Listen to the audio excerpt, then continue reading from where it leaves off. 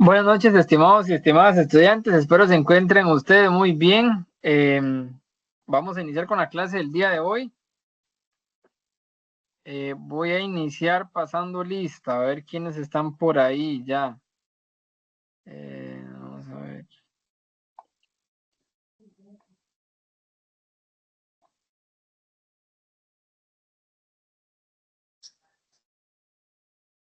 Está por ahí Tatiana.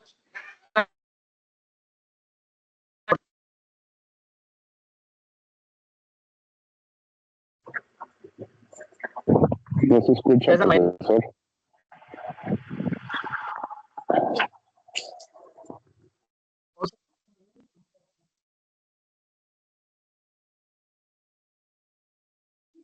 Ok, chicos, gracias ahí más bien por mencionarme. Lo voy a quitar un momento la cámara para ver si ahí me escuchan tal vez un poquito mejor. Les mencionaba que voy pasando lista. Está por ahí Tatiana Cordero. Me avisen si no se escucha. No está Tatiana Cordero. Está por ahí César Mairena. Para servir. Buenas noches. Buenas noches, César. Hay alguien por ahí que tiene el micrófono prendido. Vamos a ver. ¿Quién será? Creo que soy yo, profe. Disculpe. Ok. Listo. Está por ahí Oscar Vargas. No está Oscar. Está por ahí Fiorella Ortiz. Buenas noches, profe. Buenas noches. Está por ahí José Andrés González Morales. Está por ahí Carlos Eduardo Elizondo. Aquí estoy, profe. Buenas noches. Buenas noches, Carlos. Está por ahí Eddie Moreira. No está Eddie. Está por ahí Oscar Ortiz. Buenas noches, profe. Buenas noches, Oscar. Está por ahí Nasser Acuña. Buenas noches, profe. Buenas noches. Buenas noches, Nasser. Está por ahí Daniel Omaña. No está Daniel. Isaac López. Buenas noches, profesor. Buenas noches. Buenas noches, le habla Carlos Mora. Es para decirle que estoy conectado por aquello que ya me había llamado. Gracias. Ok, listo. Carlos, vamos a ver, Carlos Mora. No, no lo había llamado. Pero no, ok, solo muchas Carlos. gracias. Listo, por ahí. Está Isaac López, ¿no estaba? Ok. Daniel Umaña no estaba tampoco. Don Gustavo Zamora. Buenas noches, Gustavo. Está por ahí Juan Carlos Segura. Presente, profesor. Buenas noches. Está por ahí Felipe Olivares. Por acá estamos, profe. Buenas noches. Está por ahí Jason Correa Urbina.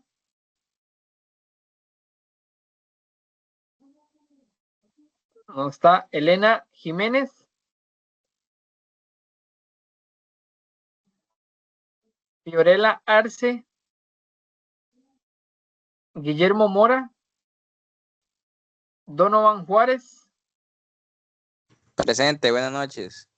Buenas noches, Donovan. Está por ahí Alondra Chavarría. Presente, profe. Buenas noches. Rey González.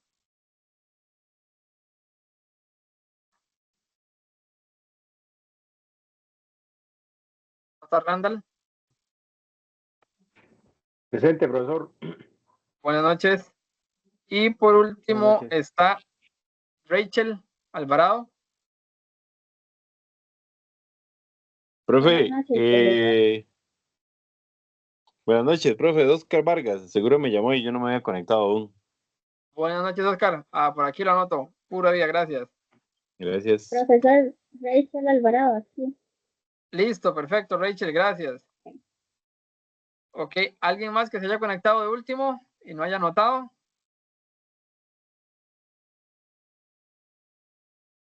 Ok, chicos, si no, entonces estaríamos. Perfecto, muchas gracias. Yo no sé si está por ahí listo el grupo que va a presentar el día de hoy.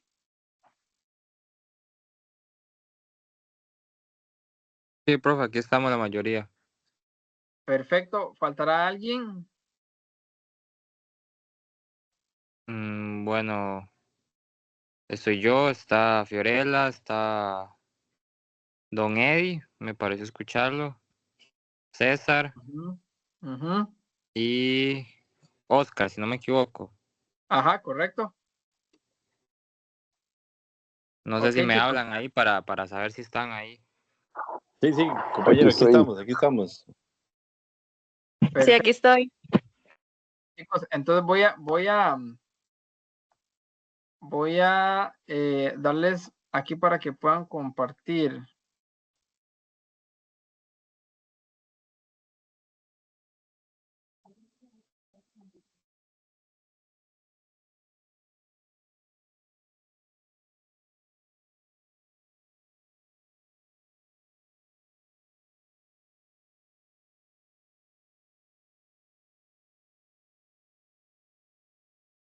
No sé por qué me están dando problemas para dejar compartir. Deme un momento, a ver.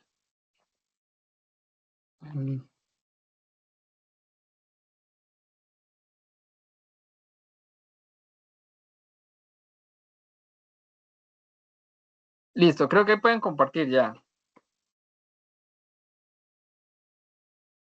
Si quieren lo intentan, si no pueden me avisan a ver qué tal.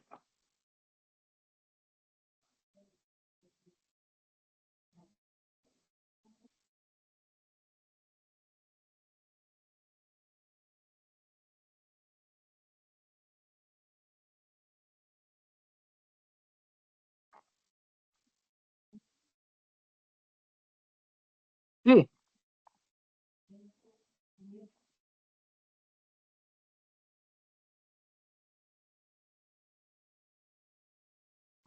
Sí, creo que de momento todavía no está hablando ninguno. ¿Pudo Fiorella? No.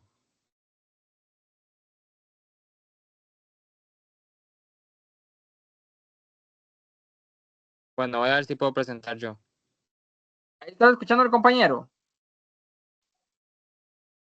Sí. Sí, sí se escucha. ¿Pudo presentar? Ok. No pudo.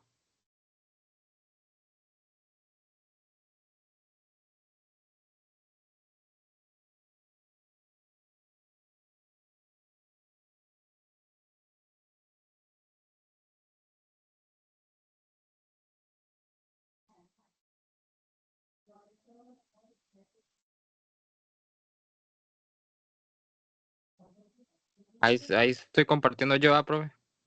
Sí, correcto, Carlos, ahí está compartiendo. Ok, voy a buscar un toquecito.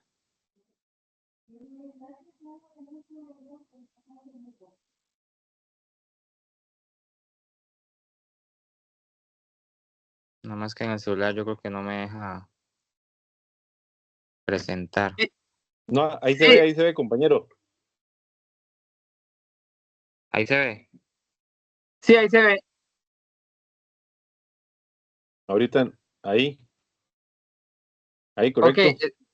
chicos, si quieren me dan un momento para atender ahí a Gustavo, ¿verdad? Es quien no está logrando ver.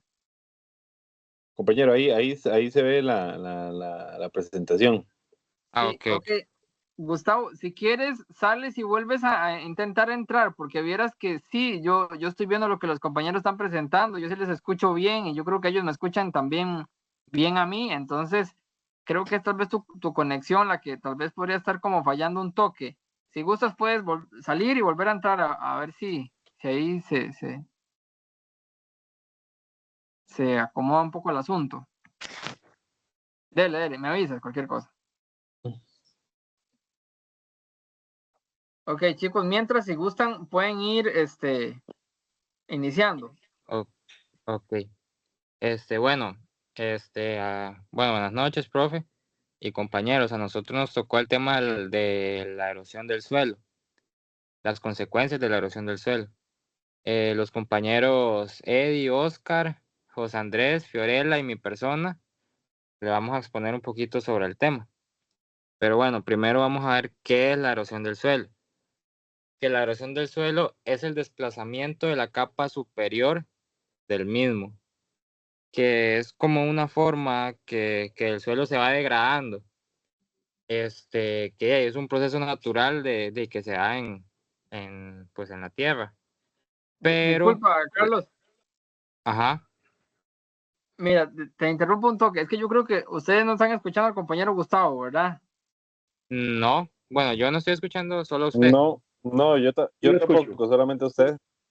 Ok, Profe, no Gustavo. escucha nada. Ok, chicos, denme un momento porque ustedes, yo no sé por qué escucho a un compañero, pero no sé. Ok. No sé por qué no. Solamente, vamos a ver. Gustavo, ¿me escuchas?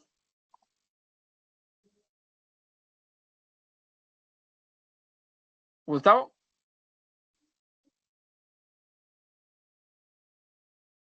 Ok, chicos, si gustan, sigamos con la presentación. Ok. Gracias. Entonces, digamos, aparte de ser un proceso natural, también el mal uso que le damos nosotros a las maquinarias agrícolas y todo las fertilizaciones y todas las cosas, el mal manejo, pues hacemos que eso sea más rápido, pues. Aparte de eso, de las principales causas que genera la erosión naturalmente son el agua y el viento. Entonces, no sé.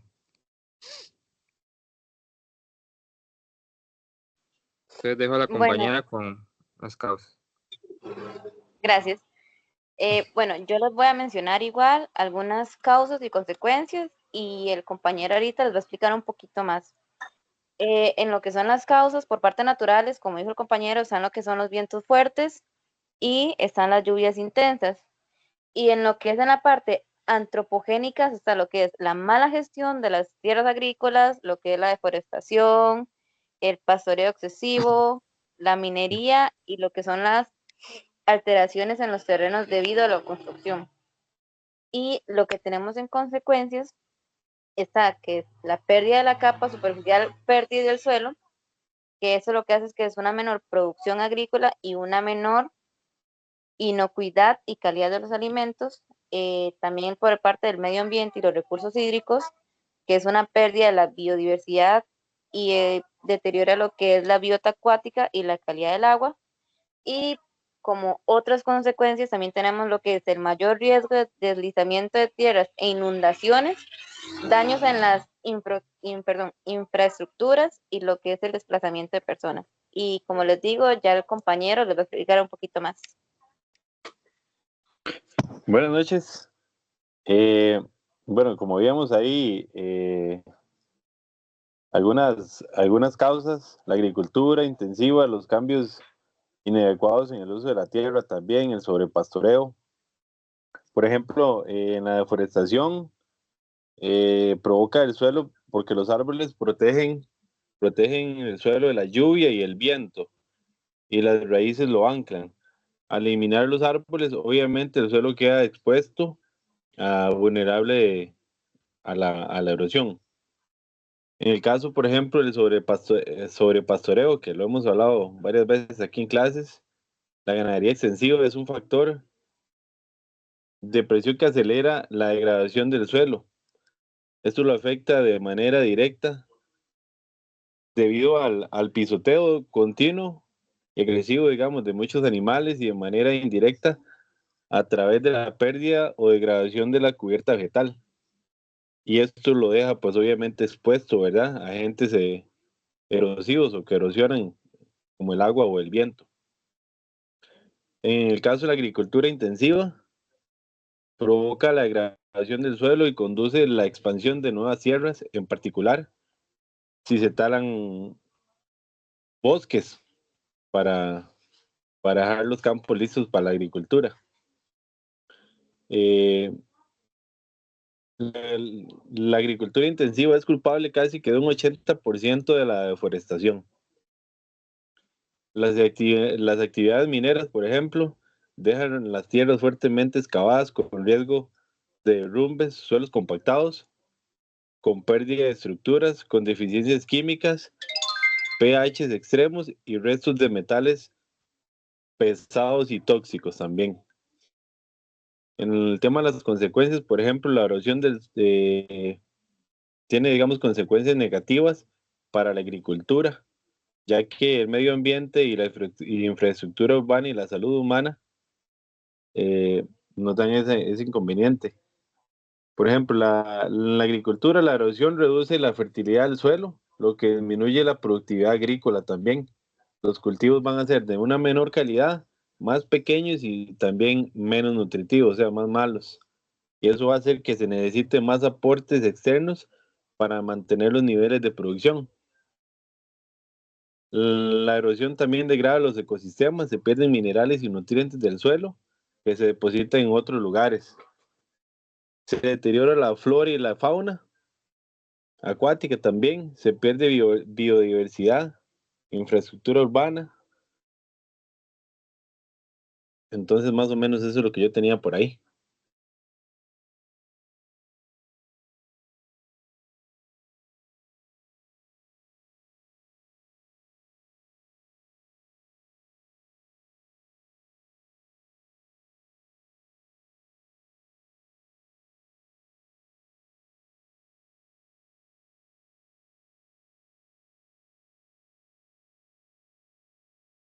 Creo que sí, compañero Andrés.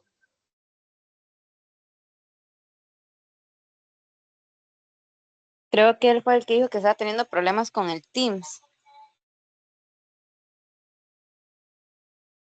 Pero yo creo que sí está conectado, ¿no? Él me escribió, pero sí, es una cuestión netamente de la conexión de él. Yo le pasé otra vez el enlace, pero parece que no. No sé si alguien más puede explicar la parte de él, si no la brincamos. Si Tal vez quiere, al final de él se si pueda quiere conectar. yo, si quiere yo leo lo que dice ahí por él. Ok, démosle, Carlos. Okay. Ok. El seguimiento de la erosión del suelo mediante el análisis isótopos estables por compuestos. Las raíces de las plantas producen ácidos grasos que contienen carbono 13. Cuando el tejido vegetal se descompone, los ácidos grasos pasan a formar parte de la materia orgánica del suelo. Y los ácidos grasos tienen una firma propia de isótopos estables, que pueden analizarse y rastrearse como si fueran una huella dactilar. Puede usarse para determinar el origen del suelo erosionado y los sedimentos presentes en los cuerpos de agua. Ahí en la imagen se ve las capas de suelo superficial, se ve, no sé si ven los puntitos amarillos, que es el ácido graso, que después se ve como que va deslizándose, se desliza hasta la capa superficial y ya después que llega a la parte del cuerpo de agua.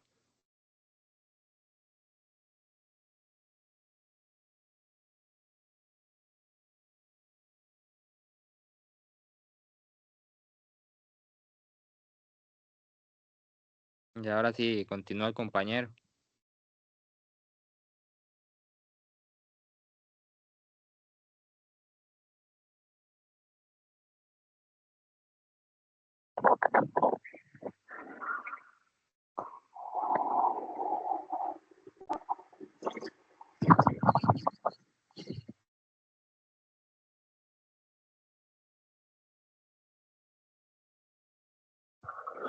Buenas noches. A mí me tocó cómo reducir la erosión de los suelos. Ok, primero que todo es prevenir o evitar el sobrepastoreo, ¿verdad? Lo que tenemos que hacer es conocer la carga animal que puede tener un determinado terreno. Entendamos que ciertos animales producen no más daño, sino que se hacen un peladero donde los tienen. Por ejemplo, los cerdos y las ovejas, donde usted los tenga encerrados en un mismo lugar, y van a acabar con todo y eso va a provocar la erosión. Para eso tenemos que realizar apartados, efectuar la rotación respectiva a los potreros para darles el descanso pertinente y que vuelvan a regenerar si no produzcan la erosión. También es evitar la tala de árboles y plantar árboles. Recordemos que los árboles dan sombra a los animales. Entonces, si hay animales al sol durante todo el día, entonces ellos tienen que realizar un gasto energético para regularse, ¿verdad? Bajar su temperatura, y eso lo que causa es que ellos consuman más líquido, más agua, consuman menos alimentos, ¿verdad? Y obviamente por el solazo y la sed, y esto afecta en el ganaje de peso diario, ¿verdad? Porque consumo más líquidos que respectivamente el agua. La recuperación de las áreas donde se efectúa o se efectuó la minería, recordemos que no hay minería sostenible, ¿verdad? Toda esta minería causa daños irreversibles, por ejemplo, crucitas. También en las construcciones, realizar prevenciones para que no se produzca la escorrentía ni la erosión de los suelos en las construcciones, que eso es muy común. Ok, en lugares muy empinados, para sembrar, se puede utilizar la técnica de las terrazas, que es muy efectiva. También tenemos que realizar siembras de cercas o barreras vivas. Eso es para que no se erosione. Últimamente se ha estado utilizando el bambú, que el bambú es muy bueno, pega en todo lado, es como hierba mala. Y en los tiempos de antes, los abuelos utilizaban mucho esto de los citagos. Eso era muy, muy común. Ok, cuando el terreno de cultivo también es empinado, los surcos tienen que ser horizontales, ¿verdad? No se pueden verticales porque si no se haría el lavado de el horizonte, que es importante, donde están todos los nutrientes. También quería decirles que el principal factor de erosión en el mundo es el factor humano. Entonces, en nuestras manos se encuentra el no seguir provocando este daño a nuestro planeta. Muchas gracias.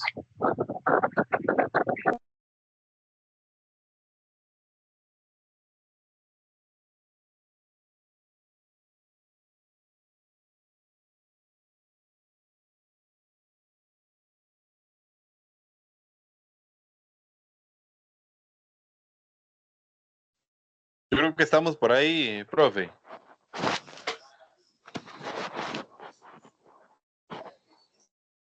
Perfecto, estimados. Eso sería entonces. Muchas gracias a todos ahí por la exposición. Yo no sé si alguno de los compañeros tiene algún aporte, alguna pregunta al respecto de lo que acabamos de ver.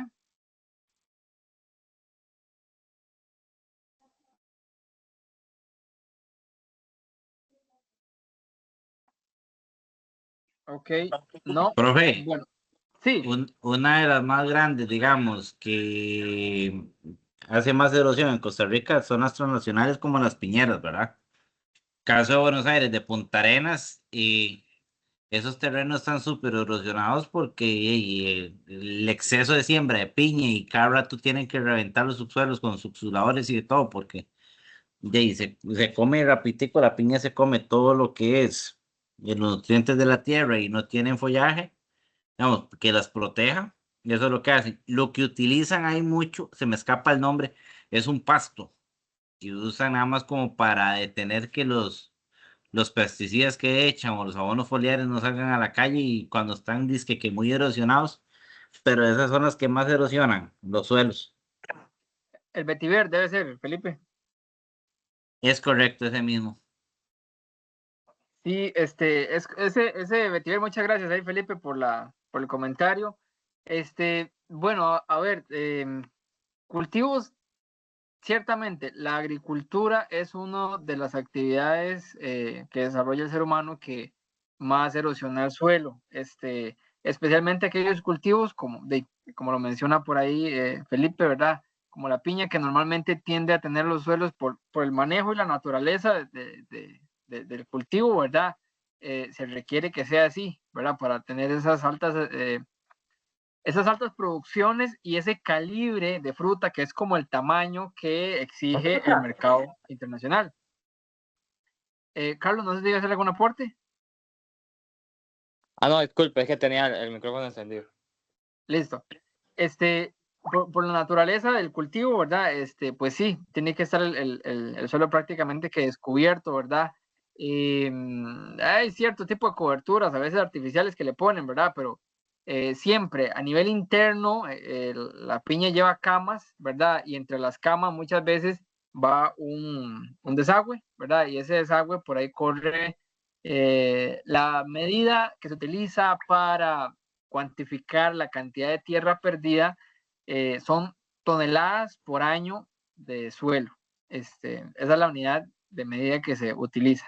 Y esa es la cantidad de suelo que se va, ¿verdad? De la tierra. Como los compañeros también lo mencionaban, pues eso tiene varias consecuencias, ¿verdad? Uno es la pérdida de biodiversidad. Son cosas que uno a nivel de suelo no ve, pero a mí me hubiera gustado, ¿verdad? Que tal vez esta clase hubiera sido presencial y tener la oportunidad de mostrarles al microscopio un centímetro extraído de un diluido, por así decirlo, de tierra, de un centímetro cúbico de tierra, ¿verdad? Para que ustedes vieran la cantidad de microorganismos que hay en el suelo y que uno no se da cuenta, ¿verdad? Desde nematos, ¿verdad? Que ya lo he mencionado en otras clases, ¿verdad? Que son como tipo lombrices, pero a nivel microscópico, a como muchos otros microorganismos, no necesariamente el reino animal, sino también hongos, bacterias, etcétera, ¿verdad? Y que tienen múltiples funciones que uno ni cuenta se da, ¿verdad? Por ejemplo, hay algunos que degradan la materia orgánica en componentes más sencillos que la planta puede absorber como nutrientes, ¿verdad? Y pues muchos de estos microorganismos que están ahí se van también con la erosión, ¿verdad? Inevitablemente, ¿verdad? Algunas cosas que mencionaban ahí por los compañeros, ¿verdad?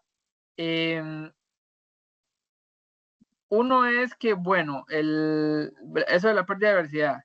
Después, un aporte que sí yo quería hacer es respecto a las consecuencias que tiene la erosión, es la acidificación del suelo. Eso es un proceso que se acelera muy rápido, la acidificación del suelo.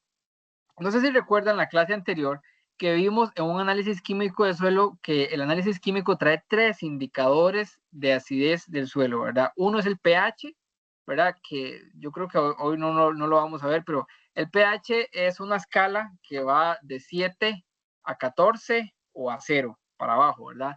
Entonces, de 7 para abajo, cada vez es más ácido. Por ejemplo, el 2 es la concentración, bueno, el pH, el nivel de pH que tiene, por ejemplo, los ácidos gástricos que tenemos en el intestino. Y para arriba, ¿verdad? Va lo alcalino, más bien lo contrario a ácido, ¿verdad? Y entonces esa era una medida de acidez del suelo, ¿verdad? Estaba el porcentaje de saturación de acidez y la concentración en centimoles por litro de acidez. Son 3 indicadores que vamos a profundizarlo. La vez pasada lo vimos un poquito por encima, pero más adelante lo vamos a profundizar. Estos indicadores de acidez, cuando un suelo está expuesto a erosión, se tienden a hacer en el tiempo más severa la acidez en el suelo. ¿Esto por qué? Pues parte de la filmina que explicó por ahí, me pareció que fue Carlos, ¿verdad? Que tal vez a uno se le hace ahí como un colocho, ¿verdad? Mental, pero básicamente lo que pasa es que el suelo en las arcillas, ¿verdad? Que no sé si recuerdan la clase anterior, eran como laminitas, ¿verdad? Entre esas laminitas se almacenan, como les mencionaba yo, se retienen por cargas, porque las laminitas estas de las arcillas tienen carga negativa y los elementos como el calcio, el potasio, tienen carga positiva, el fósforo tiene carga positiva y entonces polos opuestos se atraen. Suelo negativo, elementos positivos, pues se retienen ahí en la arcilla, en las capas de la arcilla, ¿verdad? Pero resulta que este suelo empieza a ser expuesto a la erosión, ¿verdad? Parte de los elementos que tiene el agua es el hidrógeno, y este elemento también es carga positiva. Y entonces cabe la posibilidad que sea intercambiado por uno de estos elementos, como el fósforo, como el calcio, ¿verdad? Entonces se cambia el hidrógeno por el calcio, el fósforo, cualquier otro, potasio, y se intercambian. Cuando eso pasa, este otro elemento que se perdió, el calcio, ya no vuelve a estar, ¿verdad? Porque se lavó, ¿verdad? Y entonces ahí perdemos un elemento de carga positiva fuerte, que normalmente son estos, el calcio, el potasio, el fósforo, tienen una carga fuerte, eso disminuye la acidez. Al meterse el elemento hidrógeno ahí, aumenta la acidez normalmente, ¿verdad? Porque es parte de la relación química que se da ahí, ¿verdad? Y esto hace que la acidez, les recuerdo, ¿verdad? En el suelo lo que genera es que la planta se le dificulte absorber los nutrientes que puedan estar ahí. Puede que ese calcio esté por ahí, ¿verdad? Pero ya no va a estar en donde la planta lo puede absorber de manera disponible, que era en la arcilla. Ya no va a estar ahí. Entonces ya se le hace difícil a la planta absorberlo. Yo no sé si estoy haciendo mucho colocho, pero lo que quiero decir es que con la acidez los elementos se vuelven menos disponibles para la planta. Puede que la concentración esté más o menos del elemento, llámese el que sea, potasio, calcio, fósforo, magnesio, silicio, hierro, etcétera.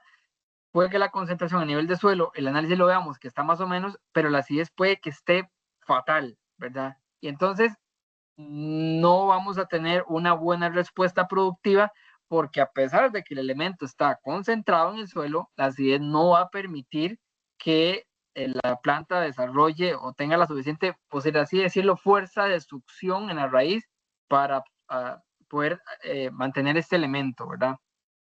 Y entonces esa es una de las principales consecuencias que tiene la erosión del suelo.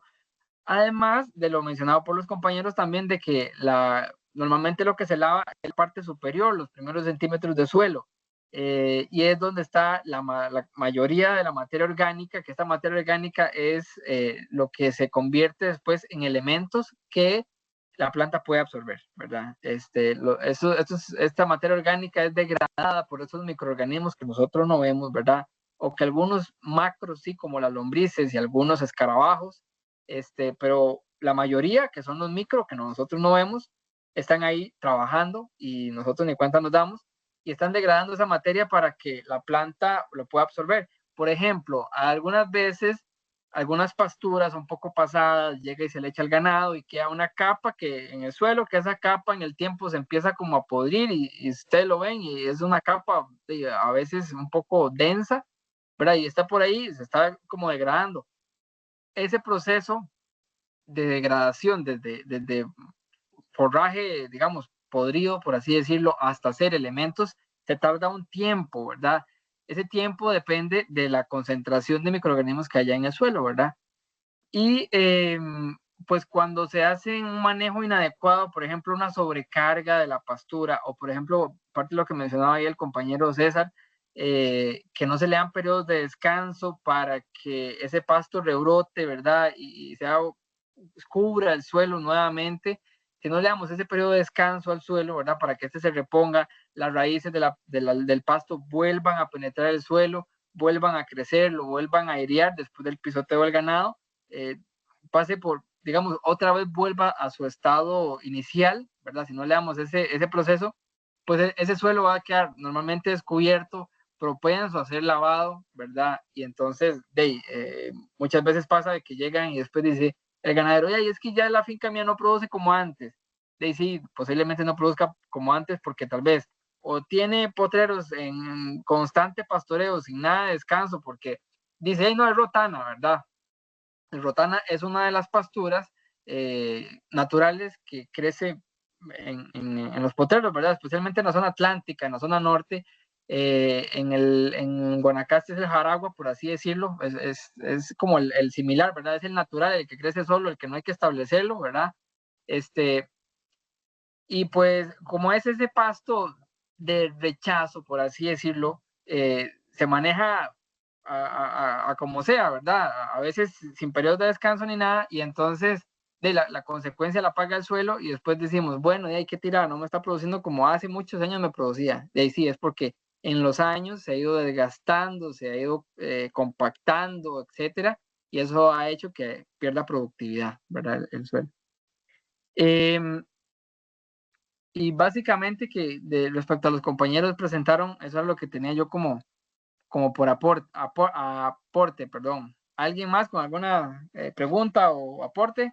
Si no, vamos con la presentación del día de hoy.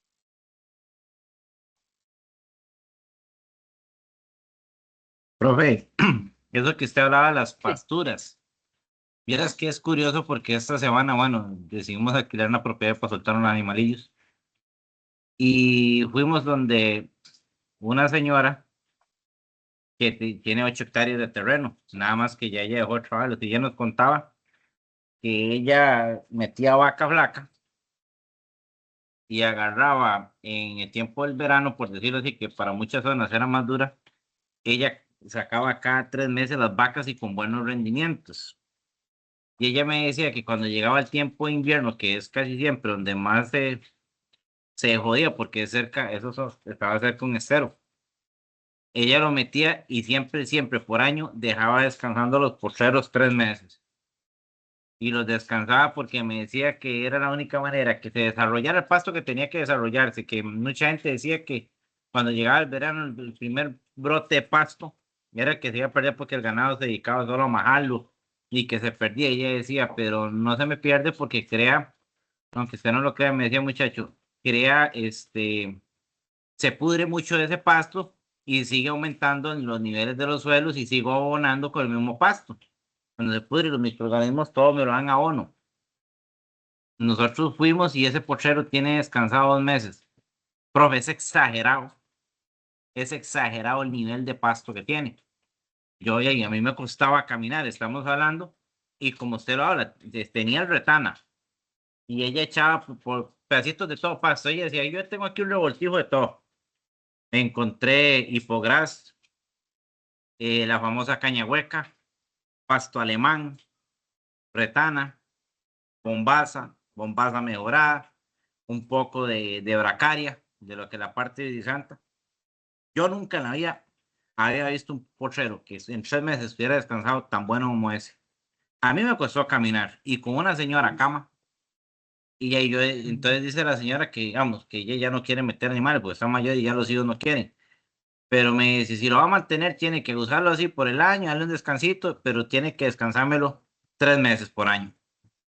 Porque así se ha mantenido. En estos 8 hectáreas saco yo más ganado que lo que saca ese señor en 100 hectáreas. Me decía, y le creo porque la verdad que eran muy buenas las pasturas. Ya, bueno, Felipe, muchas gracias ahí por la experiencia. Cada finca es un mundo y por eso es que a veces a mí no me gusta generalizar porque cada finca es un mundo y tiene un comportamiento diferente y puede lo que en una finca sirva, en otra no. Y por eso es que la pregunta que mucha gente hace, ¿y cuál pasto es el mejor? No se puede decir cuál pasto es el mejor. El pasto mejor es el que mejor se adapte a su finca. Por ejemplo, esa señora tiene un revoltijo de pasto y eso es lo que le funciona. Que excelente, ¿verdad? Al manejo de ella se le ha adaptado, excelente, ¿verdad?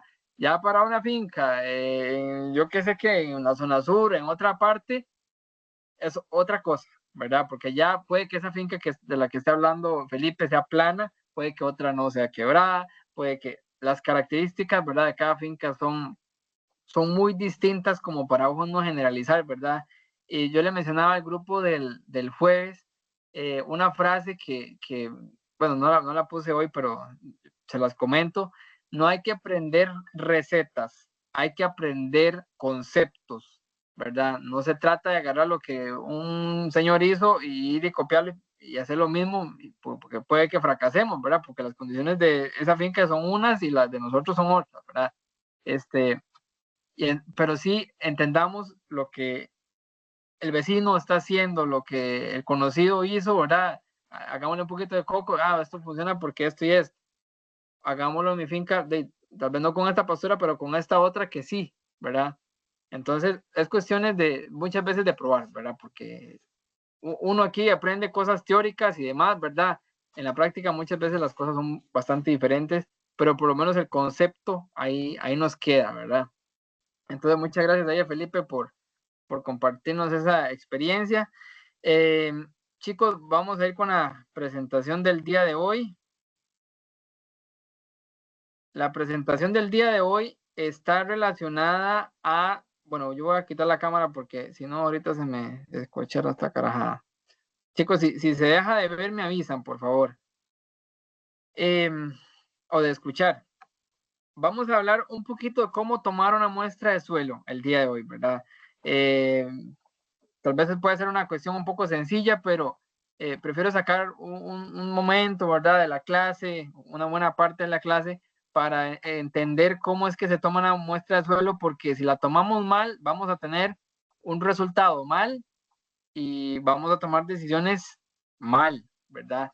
El análisis de suelo que vimos, por ejemplo, la vez anterior, ¿verdad? Es una representación de la finca. Entonces, de nuevo, ¿verdad? Si el laboratorio nada más procesa, si nosotros mandamos una cochinada de muestra, pues una cochinada de resultado vamos a tener, ¿verdad? Y no en el sentido de que salga bien o salga mal, sino en el sentido de que puede ser erróneo respecto a la realidad que tenemos en el suelo de la finca que estamos trabajando, ¿verdad? Entonces, bueno, aquí vamos a explicar un poquito cómo tomar esa muestra, porque creo que un poco el orden de las cosas, ¿verdad? La semana pasada habíamos quedado en que íbamos a ver un análisis, pero preferí, antes de verlo, explicar cómo se toma, ¿verdad? Entonces, bueno. ¿Qué es una muestra de suelo? Una muestra de suelo es empleada para evaluar las características que tiene el suelo que nosotros tenemos. Esta muestra es tomada, uno dice una muestra, pero esa muestra es el reflejo de varias submuestras que la componen a ella. Es decir, no es una muestra de un punto, es una muestra de varios puntos en la finca tomados al azar de un terreno que contenga unas características más o menos parecidas. Es importante que la muestra que nosotros vamos a hacer sea representativa del terreno que vamos a evaluar, ¿verdad? Y aquí entra la pregunta, ¿y cuántas muestras tengo que tomar para mi finca? ¿Verdad? Pues depende porque de nuevo, cada finca es un mundo, ¿verdad? Y tiene sus características. Si es una finca bastante homogénea, ¿verdad? Aunque sea muy grande, pero es muy homogénea, por ejemplo, que es muy plana, que no tiene casi que cambios de pastura, que toda se maneja parecido, que no la atraviesa ningún río, ni uno ve como que una parte sea muy diferente a otra, sino uno la ve bastante parecida, con una muestra es suficiente. Pero si, por ejemplo, una vez que estaba haciendo un muestreo, llegaba y me decía un señor, es que, mire, esta finca está dividida en dos, está dividida por un río, y vieras que esta parte de aquí es un poco más inclinada y aquella parte de allá es un poco más llana. Aquella parte de allá a veces el río la riega y esta otra parte aquí no. ¿Será que con una muestra puedo evaluar las dos? Le digo yo, sí, con una muestra puede evaluar las dos, pero sería una muestra errónea, porque estaría teniendo características de un lado y del otro completamente distintos, y a la hora de usted obtener el resultado, va a ser un resultado promedio de los dos sitios, ¿verdad? No va a representar nada, no va a ser ni representante de un lado ni representante del otro, sino va a ser una muestra con un nivel intermedio y que al final no le va a decir nada, ¿verdad? Ya en un caso como ese, lo ideal sería tomar una muestra de un lado y tomar otra muestra distinta para el otro lado, ¿verdad? Eso va a depender, por ejemplo, del objetivo que tengamos. Y por ejemplo, digamos que estamos un toque de ajustado de presupuesto y fue pucha, yo no puedo como que estar pagando un montón de análisis, ¿verdad? Ok, sabiendo eso, ¿verdad? Sabiendo que lo ideal es tratar de hacerlo a condiciones lo más homogéneas posible, podemos tomar una muestra más o menos representativa de la mayoría del área que se parezca y entonces ya llevamos esa muestra, entonces ya sabemos que el resultado que vamos a obtener más o menos va a representar eso que muestreamos, ¿verdad? Que la mayoría de la finca es quebrada y bueno, y tomamos la muestra, la muestra compuesta de sitios de la parte quebrada de la finca, entonces el resultado que yo voy a obtener voy a saber que es de las partes más quebradas de la finca, que tal vez es la parte más crítica, y entonces en base a eso yo voy a tomar decisiones en base a lo más serio de la finca, que digamos que sea la mayoría, ¿verdad? Entonces hay que tener un poquito esa salvedad, ¿verdad? La muestra de suelo no es nada más de ir a tomarla y ya, tomarla por tomarla, no, no, no. Hay que un poquito, ¿verdad? Tener como ese principio de que si llevamos, bueno, lo que vamos a obtener es el resultado de lo que muestríamos, ¿verdad? ¿Qué herramientas requerimos para tomar esa muestra de suelo? Una es, si tenemos un mapilla de la finca, un mapita, ¿verdad? Ahí como que nos muestre más o menos, aunque sea a mano alzada, ¿verdad? Eso nos permite, no parece, pero en campo nos permite al inicio del muestreo, uno dice, bueno, va a tomar una muestra por aquí, otra por allá, más o menos aquí, más o menos allá. Se arma uno por lo menos la idea, ¿verdad? Un machete, ¿verdad? Más que todo es por si se ocupa chapear algo, abrir campo en algún lugar, o etcétera, ¿verdad? Un barreno o palín, es importantísimo y no puede faltar. Puede ser también un cuchillo, ¿verdad? Bueno, machete, ya lo mencioné anteriormente. Un balde, ese también es indispensable. Este es sumamente indispensable junto al barreno o palín. Bolsas plásticas limpias, marcadores, ¿verdad? Un marcador o un lapicero que no se borre, ¿verdad? Lápiz no, porque el lápiz se borra. Y etiquetas o hojas para identificar las muestras, ¿verdad? Esto es importante. Ok, ese es el paso 1 de los materiales, ¿verdad? Bueno, ese fue el paso 0. El paso 1 va a ser la identificación de los sitios y cantidades de submuestras, ¿verdad? Por ejemplo, en esto nos va a funcionar el mapa que les mencionaba yo, ¿verdad? Aunque sea a mano alzada, aunque sea ahí medio dibujado con la mano, ya por lo menos uno puede tener una idea. Por ejemplo, veamos este de aquí, ¿verdad? Este tal vez es un mapa un poco elaborado y con una foto y toda la cosa, ¿verdad? Pero puede que por lo menos lo tengamos en papel a mano alzada y ahí digamos, bueno, es que esta parte tiene unas características y esta otra parte tiene otras características y esta otra y esta otra y esta otra, ¿verdad? Entonces, por ejemplo, ¿verdad? Vamos a tomar una muestra para acá, otra muestra para allá, otra muestra para allá, otra muestra para allá y otra muestra para el 5. O puede que digamos, no, la verdad es que solamente tengo para una sola muestra y la verdad que el terreno se va a utilizar para una sola cosa. Entonces vamos a tomar unas 2 o 3 submuestras en el 1, 2 o 3 submuestras en el 2, 2 o 3 submuestras en el 3, 2 o 3 submuestras en el 4 y 2 o 3 submuestras en el 5. Para así tener una representación de toda el área, porque digamos que no me interesa ser tan específico para cada lote, sino más bien ser un poco más generalista, ¿verdad? Más general en todo el área, ¿verdad? Entonces, uno lo puede hacer de esa manera, ¿verdad? Lo importante es por lo menos ir identificando esas características, ¿verdad?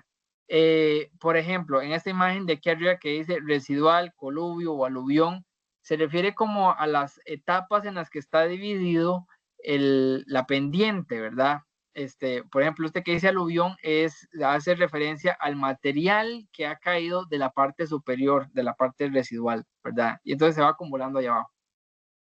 Cuando uno tiene esas características, normalmente lo que igual va a tomar solamente una muestra lo que uno puede hacer, ¿verdad? Lo que normalmente se recomienda es tomar unas cuantas submuestras arriba, unas cuantas submuestras en el medio y otras cuantas submuestras en la parte inferior, ¿verdad?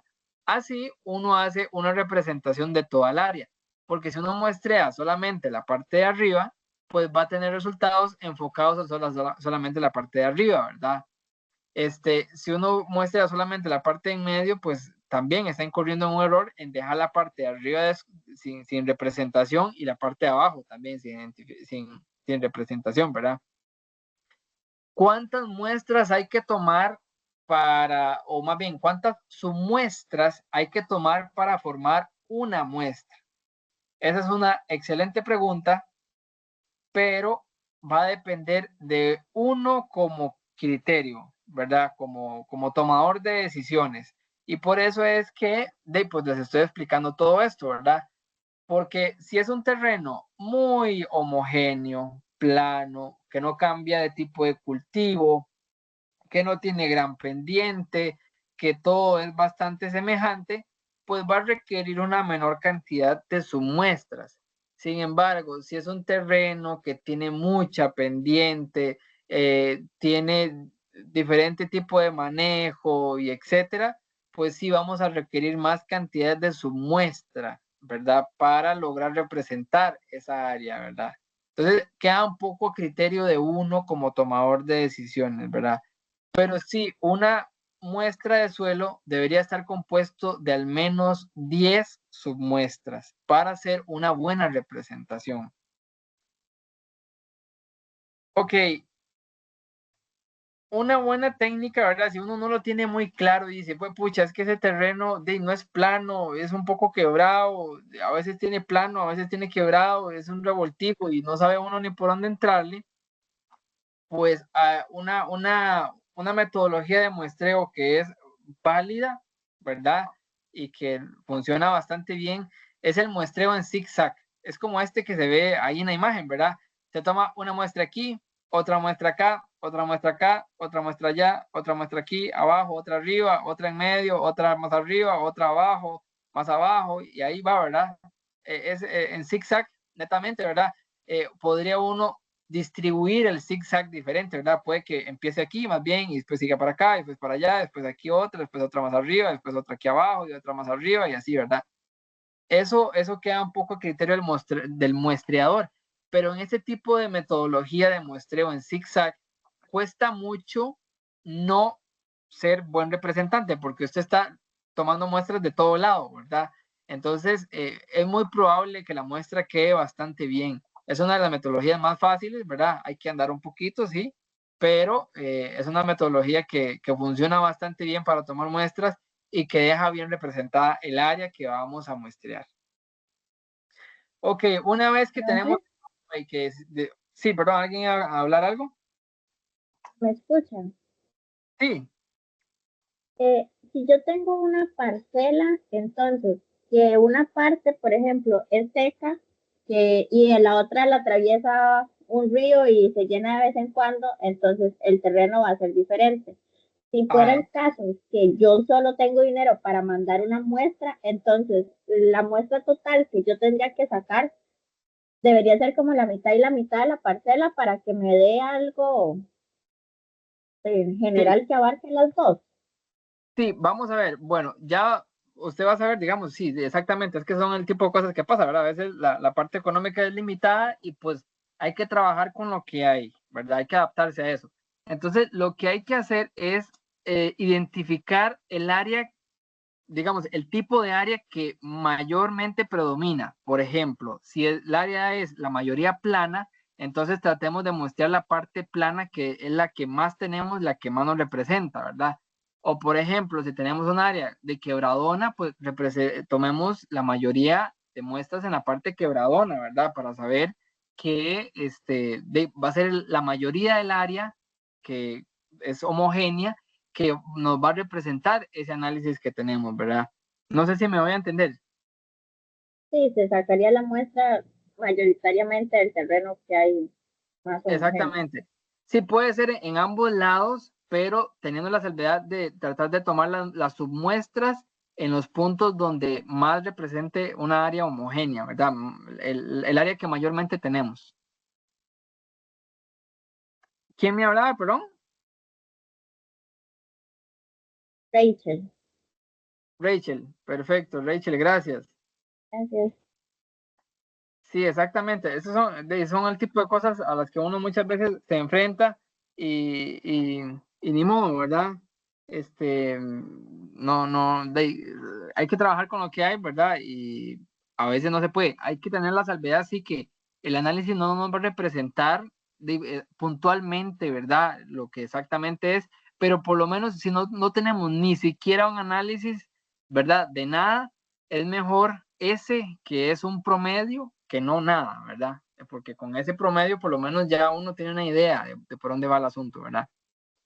Ok, el paso 2 es definir la profundidad a la que queremos muestrear, ¿verdad? En la mayoría de cultivos, porque como les estoy conversando, esto de suelos, ¿verdad? Se puede aplicar a ganadería, a como se puede aplicar para otro cultivo. La metodología es la misma, ¿verdad? Solamente que aquí sí podemos modificar un poquito, ¿verdad? La profundidad a la que hacemos el análisis, ¿verdad? Porque la mayoría de muestreos se hacen a los 20 centímetros porque en los primeros 20 centímetros es donde está la mayor densidad de raíces que tenemos en la mayoría de cultivos. Sin embargo, hay cultivos, incluso pastos, que superan por mucho esos 20 centímetros. Entonces, si tenemos una especie de pastura que predomina en nuestro potrero y tiene una profundidad de raíz mayor en su mayoría, a 20 centímetros, nos llega a 30, 40 centímetros, podemos tomar la muestra un poquito más profunda para que sea igualmente más representativa del área donde se está desarrollando la raíz del cultivo que a nosotros nos interesa, ¿verdad? Entonces, hay que tener un poquito eso presente, ¿verdad? La profundidad, ¿verdad? Ya para este punto, ¿verdad? Utilizamos el palín o barreno, ¿verdad? Y el balde más o menos a como ahí se ve, ¿verdad? Creo que aquí más adelante puse otra filmina al respecto. Ok, sí, es esto. Ok, una vez que definimos la profundidad, digamos que tenemos de un pasto de una raíz no muy profunda, ¿verdad? Un rotana, uno como este que vemos por ahí, ¿verdad? Me parece que es como un quicuyo, un regras, me parece, ¿verdad? Y no es un pasto que tenga como mucha profundidad, ¿verdad? De raíz, entonces la vamos a tomar a 20 centímetros. ¿Qué hacemos primero? Como un tipo gaveta, como eso que vemos en la derecha, en forma de V, ¿verdad? En forma de V. Una vez que tenemos esa gaveta, tomamos uno de los bordes, ¿verdad? Bueno, lo primero que hacemos es limpiar el área, ¿verdad? Quitar esa cobertura vegetal que tenemos en la parte superior, ¿verdad? Una vez que quitamos esa capa de pasto, ¿verdad? De palos, de hojas, de hojarasca, etcétera, que está ahí cubriendo el suelo, lo quitamos, ¿verdad? Sin profundizar mucho para no alterar mucho el suelo, ¿verdad? Quitamos esa primera capa, hacemos la gaveta en el suelo en forma de V hasta alcanzar la profundidad que nos interesa. Como dijimos, digamos que unos 40 centímetros de profundidad. Y una vez que hicimos la gaveta y tenemos ese corte en forma de V, esa gaveta en forma de V, agarramos en uno de los bordes y sacamos, por así decirlo, una tajada de tierra, de suelo, como esta que vemos aquí a la izquierda. Y tenemos la delicadeza, como está haciendo este señor, con una cuchilla o cuchillo, de quitar los bordes para evitar alteración, ¿verdad? Del suelo que está por ahí. Quitamos y así que nos quede nada más la parte del centro, que es la que más nos representa, donde hicimos la gaveta, ¿verdad? Y pues esa muestra, ¿verdad? Que sean ojalá de unos 100 a 200 gramos, ¿verdad? Y la echamos en el balde. Esa va a ser una submuestra, ¿verdad? Y así nos vamos tomando submuestras por toda el área en zigzag, por ejemplo, digamos que vamos a utilizar la metodología del zigzag. Entonces, vamos haciendo submuestras, ¿verdad? Por el área donde estamos muestreando, ¿verdad? Siguiendo la misma metodología. Limpiamos la parte vegetal de arriba, ¿verdad? Hacemos la gaveta en forma de V. Con el palín, en este caso, tomamos la profundidad de 20 centímetros, ¿verdad? Esa tajadita, ese pedazo de tierra, ¿verdad? Ese pedazo de queque, le quitamos los bordes y lo que quede como unos 100 o 200 gramos es lo que introducimos al balde, ¿verdad? Si utilizamos barreno, el barreno es este aparato que se ve aquí, que tiene como un colocho al final. Esto lo que se hace es que se agarra y se entierra como si fuera un taladro, dándole vueltas, para eso tiene unos manubrios en la parte de arriba, se entierra y después se saca para arriba. Eso lo que hace es igualmente, a la profundidad que a nosotros nos interesa, lo que hace es igualmente tomar una muestra un poquito más pequeña, ¿verdad? Del área o del punto donde vamos a tomar la muestra, ¿verdad? Igualmente ese suelo se echa en el balde igualmente y así vamos tomando sus muestras, ¿verdad? Funciona igualmente con cualquiera de los dos, solamente que el barreno, pues la cantidad de suelo que echa al balde es un poco menor, entonces hay que tomar un poquito más de muestras, ¿verdad? Y eso pues hace que sea un poco más representativo en realidad, pero igualmente con el palín funciona bastante bien. Una vez que tenemos el balde, digamos que ya con la cantidad de muestras, digamos que tomamos 10 submuestras en el área, ok, agarramos ese suelo en el balde y con la mano, ¿verdad? Nos podemos poner unos guantes si queremos, etcétera, ¿verdad? Bueno, algo antes de continuar, algo importantísimo es que la herramienta que vamos a utilizar para realizar el muestreo hay que lavarla de previo, ¿verdad? Porque si tiene un poquito de suelo de la pala que utilizamos porque estábamos desaterrando un desagüe allá afuera, ¿verdad? Ese suelo va a ir a contaminar, por así decirlo, la muestra que estamos tomando, ¿verdad? Puede parecer obvio, pero a veces no hay que hacer la salvedad, ¿verdad? Porque a veces como que se nos va. Entonces, la herramienta es importantísimo que esté bien lavada para que no vaya a transferir ningún tipo de contaminación, por así decirlo, ¿verdad? Entonces, bueno, íbamos porque tenemos el balde ya con las 10 submuestras, ¿verdad? Lo agarramos en el balde, el suelo, ¿verdad? Lo desmenuzamos con la mano, ¿verdad? Lo vamos mezclando, le quitamos piedras, le quitamos hojas, le quitamos raíces, todo ese tipo de partículas grandes, por así decirlo, y vamos desmenuzando el suelo hasta que quede suelto, ¿verdad? Por así decirlo. Una vez que está en ese estado, lo echamos sobre un plástico, sobre un saco, ¿verdad?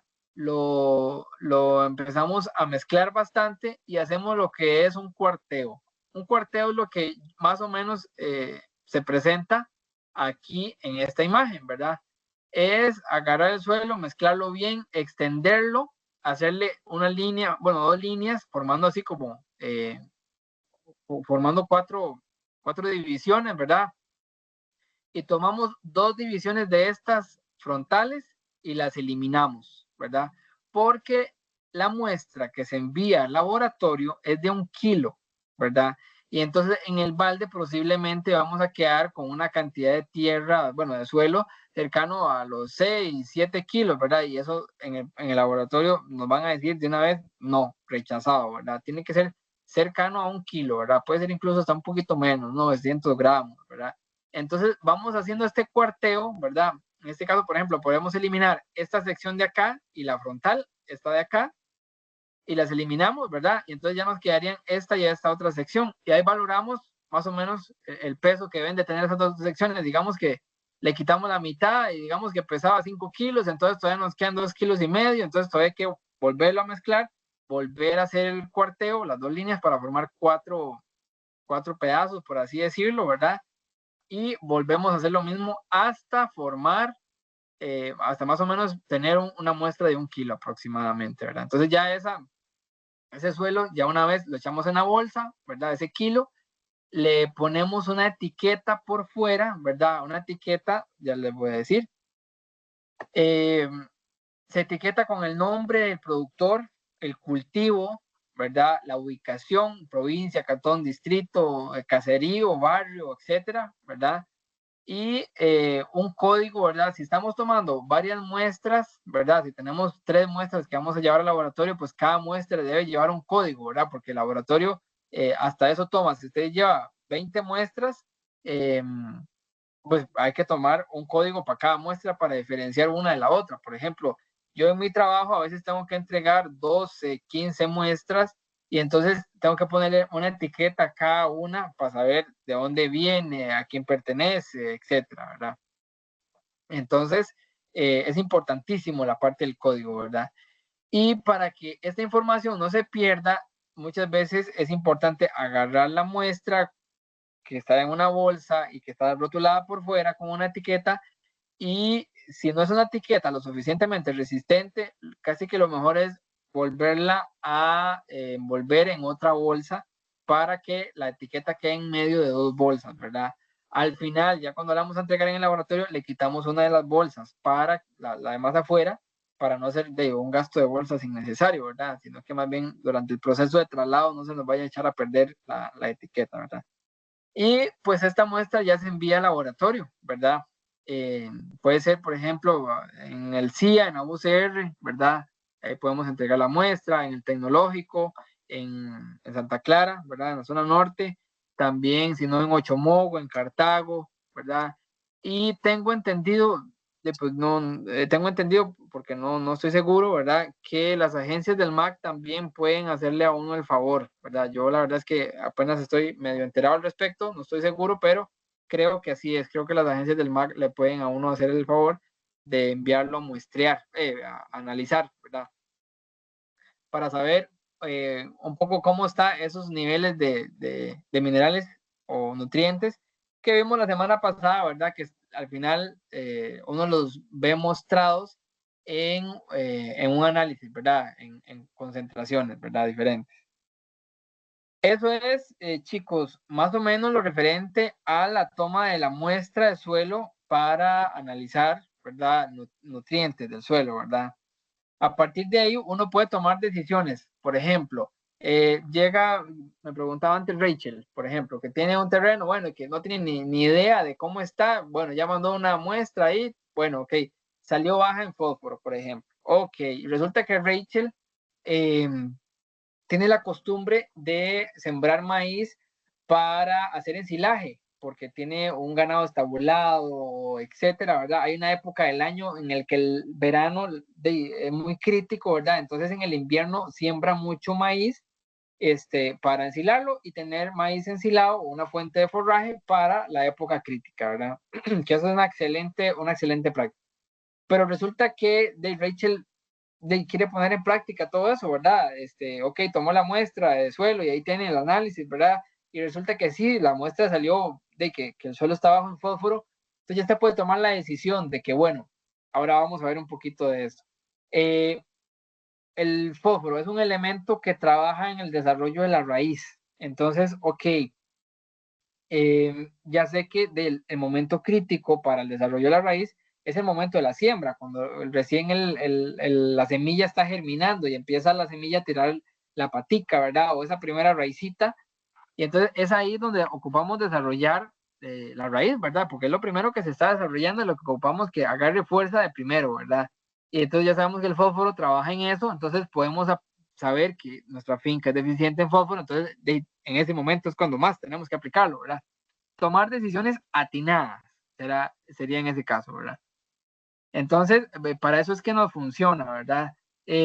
Resulta que la finca nos salió alta en potasio.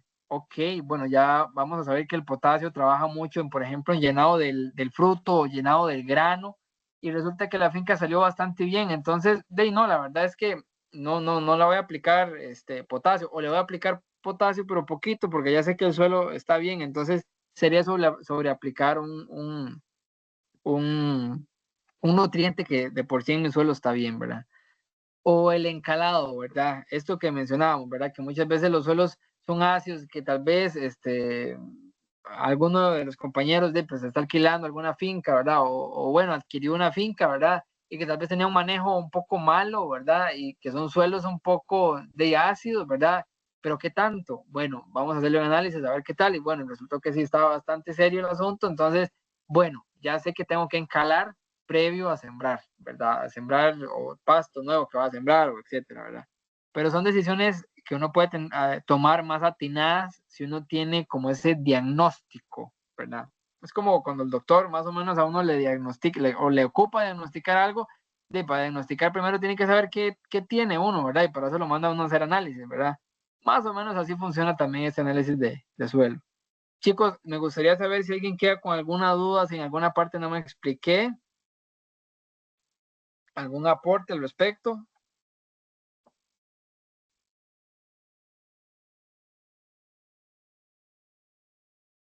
¿Se me está escuchando? ¿O será que se me quedaron dormidos? Sí, No, todo se bien, escucha, profe. Listo, perfecto. Por ahí me tenía la mano levantada Randall. Cuénteme, Randall.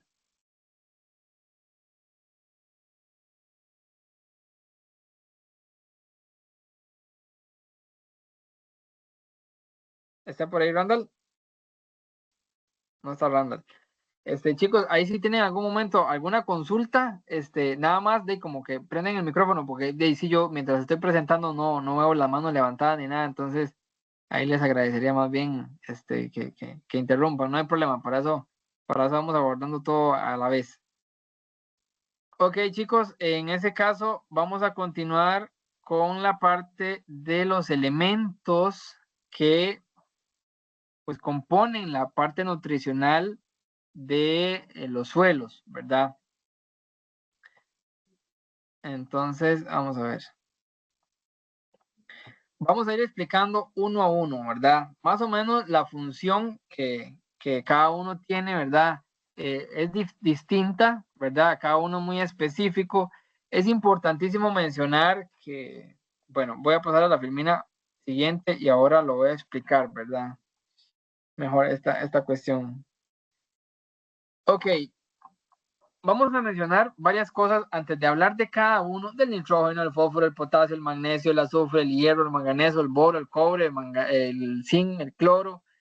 Son muchos, ¿verdad? Son muchos elementos. Vamos a ver alguna generalidad, porque si nos ponemos a profundizar en cada uno, pues me da más bien cada clase para un elemento y nunca termino, ¿verdad? Entonces vamos a ver una generalidad. Existen dos grandes grupos de elementos esenciales para el desarrollo de los vegetales. Ahora, aquí la mayoría que estamos, o si no el 100%, ¿verdad? Queremos aprender de la parte de suelos, de la parte de pastos, pero también de la parte animal, ¿verdad? Y hay una cuestión que se llama una relación suelo-planta-animal, y eso es que lo que está en el suelo, una parte pasa a la planta, y el animal, como consume la planta, pues por supuesto pasa al animal también, ¿verdad? La relación suelo-planta-animal. Si nosotros sabemos qué está bien o qué está mal en el suelo, más o menos podemos saber qué está bien y qué está mal en la planta, y por supuesto eso se va a ver reflejado también en el animal, ¿verdad? Entonces, así como estos elementos están en el suelo, también estos elementos están en el animal, ¿verdad? En la planta y por supuesto en el animal, ¿verdad? Y en el animal, pues cumplen funciones tal vez un poco diferentes a las que utiliza la planta ese mismo elemento, ¿verdad? De forma general,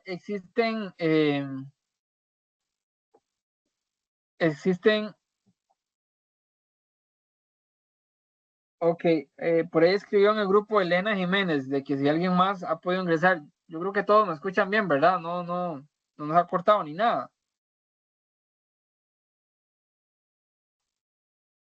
Sí, se escucha bien. Se escucha bien. Sí, bueno, seguramente la compañera tiene problemillas de conexión por ahí. Entonces, chicos, les mencionaba que existen dos grandes grupos de nutrientes. Están los macronutrientes y están los micronutrientes, ¿verdad? Esto no cambia para los animales tampoco. Estos que están acá, el hierro, el manganeso, el boro, el molibdeno, el cobre, el zinc, el cloro, son elementos que el animal y las plantas requieren en pequeñas cantidades, pero son, por ejemplo, la sal en la comida. Se ocupa poquito, pero si no está, la cosa no anda nada bien, ¿verdad? Más o menos es similar, ¿verdad? Los macronutrientes son aquellos que la planta o el animal requiere en grandes cantidades e igualmente son indispensables, ¿verdad? Ninguno es, los micro, no porque se ocupen en pequeñas cantidades, no hacen falta. Por ejemplo, aquí no se ven los micronutrientes porque para las plantas no es tan importante, el selenio, pero en el animal es un elemento importantísimo para la parte reproductiva, ¿verdad? Y es un claro ejemplo de un microelemento que se requiere poquito, pero que esté presente, ¿verdad? Entonces, sí, chicos, importantísimo, y ya esto es una cuestión de solamente leyendo, ¿verdad? Cada elemento químico de esos que yo menciono, hierro, manganeso, boro, molibdeno, cobre, zinc, cloro, está representado a nivel químico en la tabla periódica por una, por así decirlo, simbología, ¿verdad? En este caso, el hierro, el símbolo del hierro es el Fe, ¿verdad? El símbolo del manganeso es Mn. El símbolo del boro es la B. El símbolo del molibdeno es Mo. El símbolo del cobre es la Cu. El símbolo del zinc es la Zn. El símbolo del cloro es el Cl.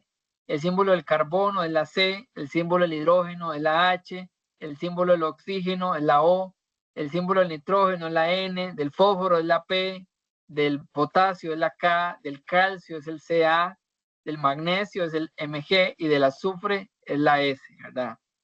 Puede que alguien se me haya quedado perdido y me haya dicho, profe, y la verdad que en el primero me quedé botado, ¿verdad? Y no lo culpo. Lo estamos viendo tal vez un poco atravesado, ¿verdad? Esto, pero es que normalmente uno previo a llevar esto lleva algunos cursos de química y entonces ya en esos cursos de química uno se va familiarizando un poquito más con la simbología, pero por lo menos yo voy a tratar de cuando me refiero a alguno, tratar de hacerlo a través del símbolo y del nombre, para que no se me vayan a perder, ¿verdad? Porque yo entiendo perfectamente, ¿verdad? Y entonces, bueno, lo primero que quería mencionar era eso, ¿verdad? Que están los macronutrientes y los micronutrientes, ¿verdad? Que unos se ocupan en mayor cantidad y otros en menor cantidad, pero que no, por ocuparse en pequeñas cantidades, no sean indispensables. Ok, vamos a empezar hablando del nitrógeno. El símbolo del nitrógeno es la N.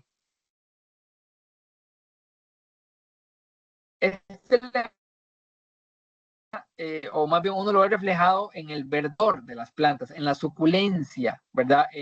Este trabaja a nivel de crecimiento vegetativo. Ojo, que un pasto, por ejemplo, o un cultivo en general cualquiera, la planta, que una planta se vea con un verde intenso no quiere decir necesariamente que está bien nutrida, para nada.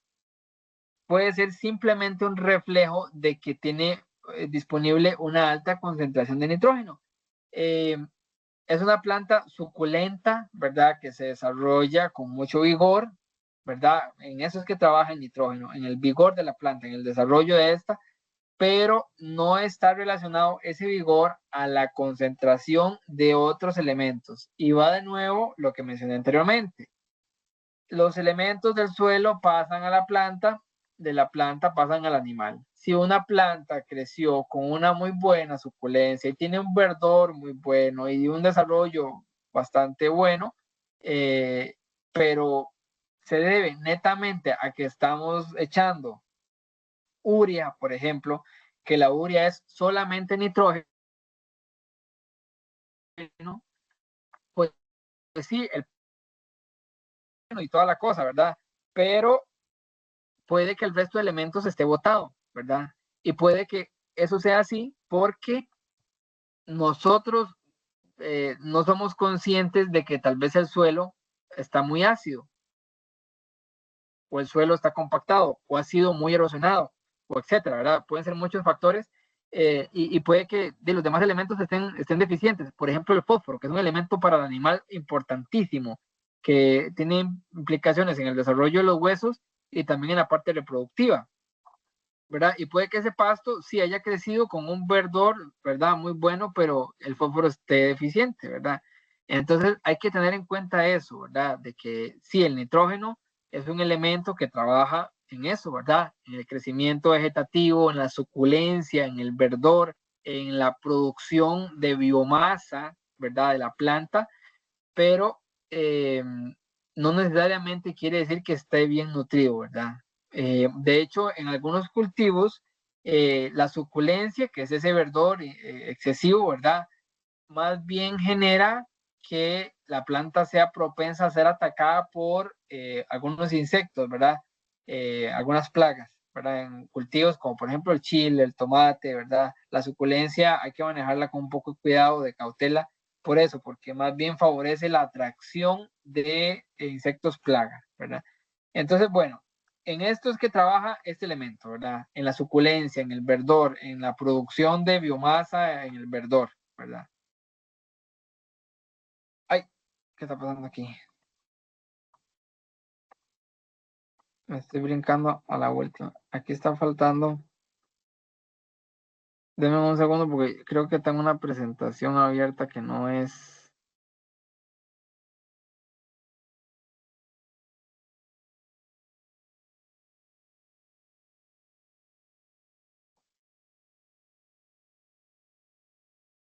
Bueno, no importa.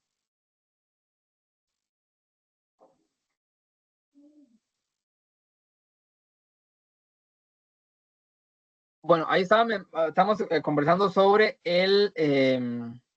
sobre el nitrógeno, ¿verdad?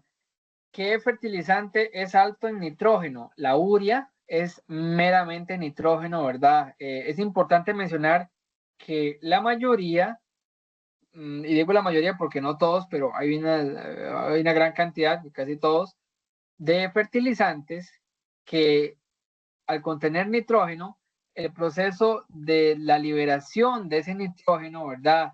Es un proceso químico, ¿verdad? Que pasa bueno, por un proceso de nitrificación en el suelo, ¿verdad? Que muchas veces se lleva a cabo por microorganismos, pero en ese proceso se acidifica el suelo, ¿verdad? Es una consecuencia que tienen los fertilizantes, la acidificación del suelo, ¿verdad?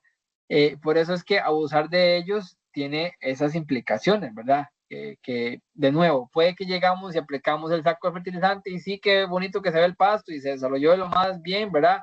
Qué bueno, ¿verdad? Y así con los años y los años y los años, y nos damos cuenta, ¿verdad? Y vamos haciendo un proceso de acidificación en el suelo, ¿verdad? ¿Cómo podemos contrarrestar un poco eso? A través del encalado, ¿verdad? Ok, sabemos que estamos aplicando tal vez una densidad importante de fertilizante. Bueno, está bien. Tengamos también un programa de encalado, ¿verdad? Por lo menos una vez al año para estar monitoreando cómo va la acidificación del suelo, porque, de nuevo, la acidez en el suelo lo que genera es que no se puedan absorber los nutrientes que están ahí, puede que en buena cantidad, pero no son disponibles, ¿verdad? Y pues otro punto importante a mencionar es que el primer número, por ejemplo, de los fertilizantes, por ejemplo, el 10-30-10, 12-24-12, 15-15-15, ese primer número hacemos referencia a la concentración que tiene ese fertilizante del nitrógeno. Ese es el primer elemento, el primer número que está en los sacos de fertilizante, ¿verdad? Es el nitrógeno. Prácticamente que a nivel de nutrición vegetal, hay tres, ¿verdad? Hay tres elementos, ¿verdad? Que son los principales, ¿verdad? El nitrógeno, fósforo, potasio. Nitrógeno N, el fósforo es la P y la K es el potasio. El NPK son los tres elementos, nitrógeno, fósforo, potasio, los tres elementos que normalmente así está numerado, ¿verdad? También los fertilizantes, ¿verdad? Y son los que la planta requiere en mayor cantidad, son los macronutrientes que veíamos anteriormente, ¿verdad? Entonces, el nitrógeno, por eso es que es tan importante, ¿verdad? Porque es uno de esos que la planta desarrolla vigor, ¿verdad?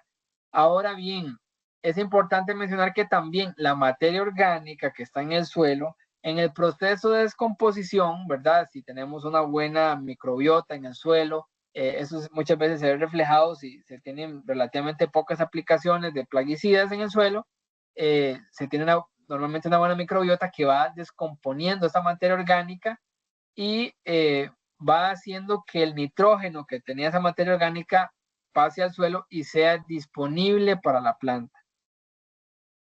Incluso microorganismos que se alimentan de esa materia orgánica como las bacterias, hongos, nematos, digamos, incorporan en su organismo ese nitrógeno, ¿verdad? Y cuando se mueren, pues ese nitrógeno queda disponible para que la planta lo pueda absorber, ¿verdad? Y por supuesto, pues este elemento también es sumamente propenso a lavarse, ¿verdad? Por erosión. Es uno de los que se lava fácilmente, ¿verdad?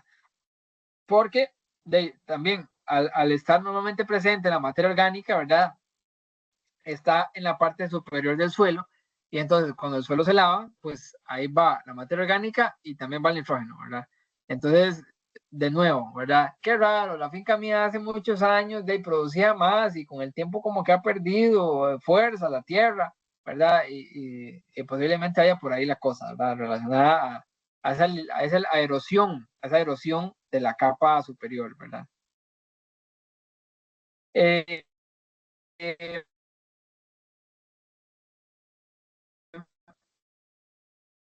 de la bulanización, ¿verdad? Eso quiere decir, por así decirlo, en palabras un poco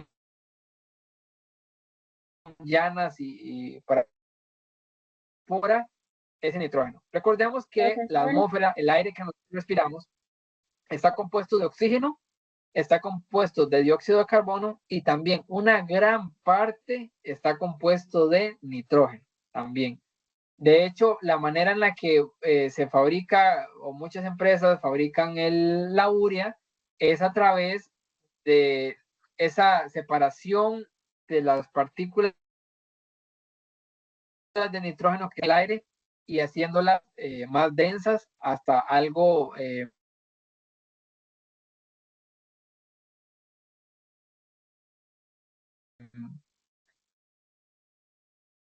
vemos que es como Profe, creo que se le está pegando, no sé si es solo a mí. unas pelotitas blancas. Ok. Sí, se lo está pegando, profe. Vamos a ver qué está pasando aquí. ¿Ahí me escuchan un poco mejor?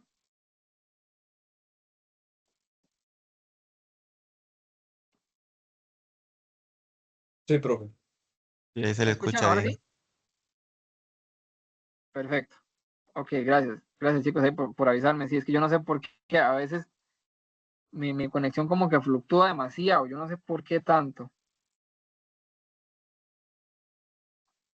Fluctúa demasiado y entonces a veces va bien y de un pronto a otro va mal. Pero bueno, chicos, me avisan nuevamente, por favor, les agradezco más bien que me avisen si se escucha cortado. La volatilización, les mencionaba que es eso, ¿verdad? Es como que se evapora el nitrógeno que nosotros aplicamos, por ejemplo, la urea, el 10-30-10, el 12-24-12. Si las condiciones del clima, por ejemplo, está muy caliente y especialmente en zonas húmedas, ¿verdad? La volatilización se tiende a realizar de manera muy rápida, ¿verdad? Y entonces el fertilizante pierde eficiencia, ¿verdad? Entonces es importante tener eso en cuenta. ¿Cómo lo podemos hacer un poco mejor, verdad? Bueno, una manera es, si lo vamos a aplicar, por ejemplo, a un potrero, tratar de aplicarlo en las tardes para que pase, porque ya pasó la temperatura más alta del día, ¿verdad? Entonces más bien ya viene refrescando. Entonces más bien durante todo ese tiempo, durante la tarde, la noche y el amanecer del día siguiente, ya ese nitrógeno, esas pelotitas blancas de la urea o del 30-10, ya se han disuelto en el suelo y ya se han penetrado un poco más en la profundidad del suelo, ¿verdad? Entonces, esa es una manera de evitar un poco la volatilización. Ya llega el día siguiente, ¿verdad? Y vuelve a calentar nuevamente el sol, pero ya ese nitrógeno ya está retenido en el suelo porque ya se deshizo, por así decirlo, ¿verdad? Ya está retenido en el suelo, entonces cuesta más que se volatilice. A nivel de cultivos, una manera también de evitar la volatilización es llegar y aplicar el fertilizante y taparlo, ojalá, con suelo, ¿verdad? Entonces, ese fertilizante de una vez que ha tapado, cuesta mucho que se vaya a volatilizar, ¿verdad? Entonces, bueno, esa es parte de las características que tiene el nitrógeno, ¿verdad? Que se puede perder por todas esas características, ¿verdad? Profe, Sí, señor. no sé, y si me equivoco me corrige. Y para aplicar el nitrógeno casi siempre se buscan cuando los pastos estén secos o cuando por decirlo así, o donde se vaya a aplicar este seco. porque para que no sé si es que queman las hojas o algo, porque digamos, cuando se hacen almácigos de café, un ejemplo, etcétera, ahí lo aplican cuando esté completamente seco el almácigo, y aún así le pasan alguna hoja o algo por encima para que no lo queme, si no me equivoco. Por ejemplo, en café, Felipe. Digamos, por poner un ejemplo como el café, digamos que el café, todo lo que se le vaya a echar, digamos, sean abonos radiadores, como el 10-30-10, como fórmula completa, o etcétera, casi siempre, digamos, se espera que se esté seco.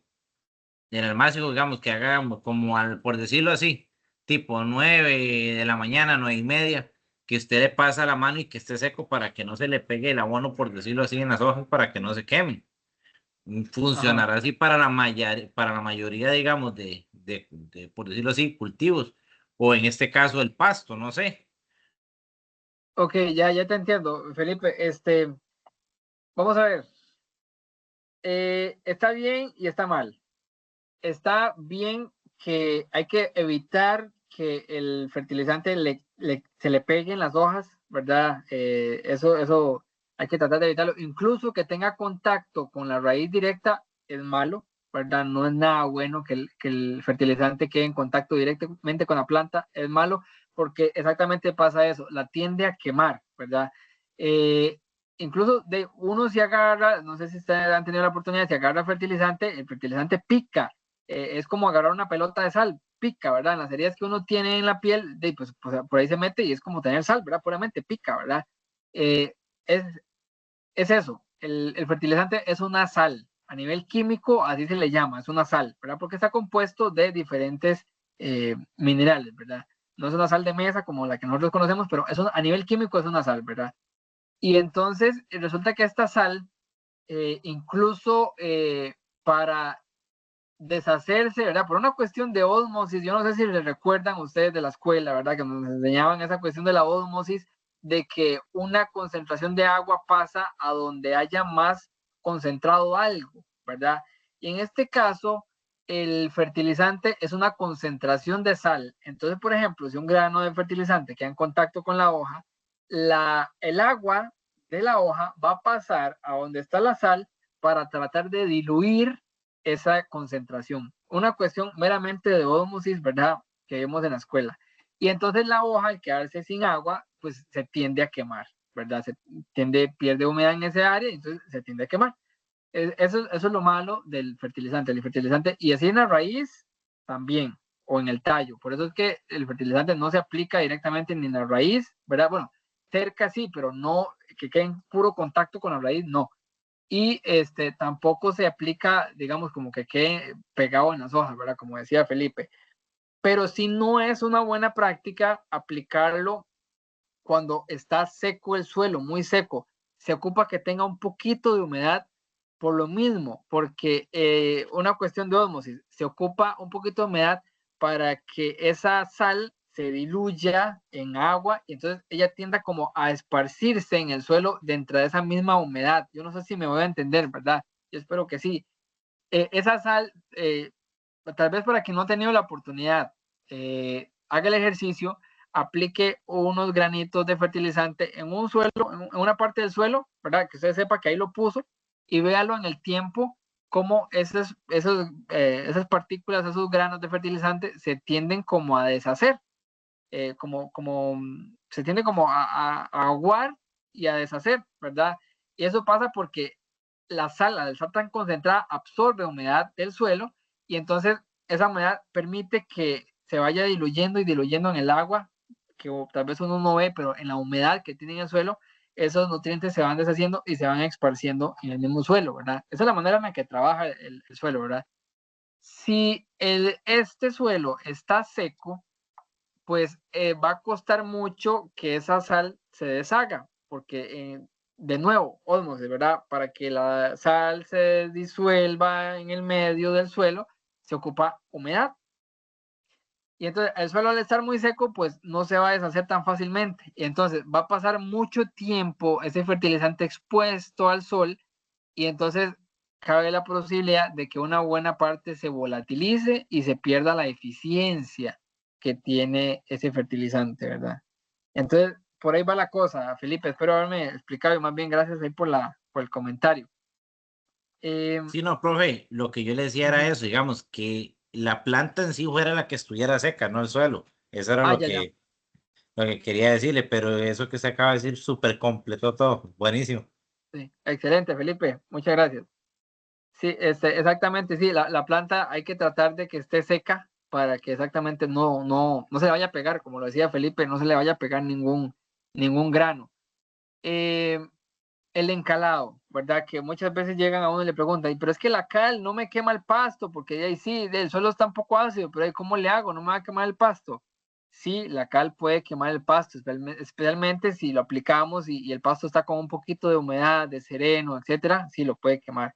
Pero si nosotros agarramos el potrero que le vamos a aplicar, le echamos ganado, ojalá un pastoreo un poquito profundo, ¿verdad? Que quede bien comidito, ¿verdad? Nos va a quedar de casi que el puro, los puros tallos del pasto, ¿verdad? Casi que nada de área foliar. Ahí es el momento perfecto para aplicar el encalado que vamos a aplicar y más bien le funciona bastante bien para que el pasto rebrote con un poquito más de vigor. Bueno, inmediatamente no, porque la cal es muy lenta, en realidad es lenta para trabajar, a menos que sea este tipo de cal, que son óxidos de calcio, que son líquidos, ¿verdad? Que a veces nos venden el galón, ¿verdad? O sí, presentaciones líquidas, esos son óxidos de calcio.